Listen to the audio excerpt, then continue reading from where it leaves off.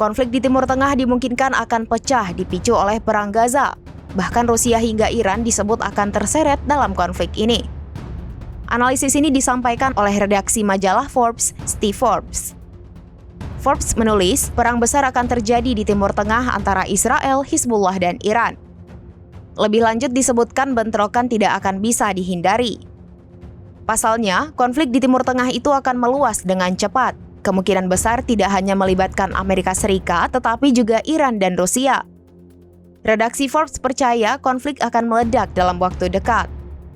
Ia juga menuliskan satu-satunya pertanyaan yang tersisa adalah waktu terjadinya ledakan yang bisa terjadi dalam waktu dekat atau segera setelahnya.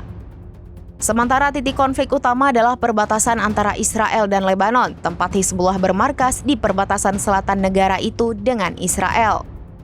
Rusia sendiri sebelumnya menyebut perang antara Israel dan Hamas di Gaza saat ini disebabkan oleh kebijakan Amerika Serikat di Timur Tengah.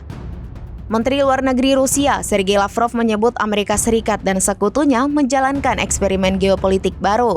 Tindakan itu hanya memperparah situasi di Timur Tengah.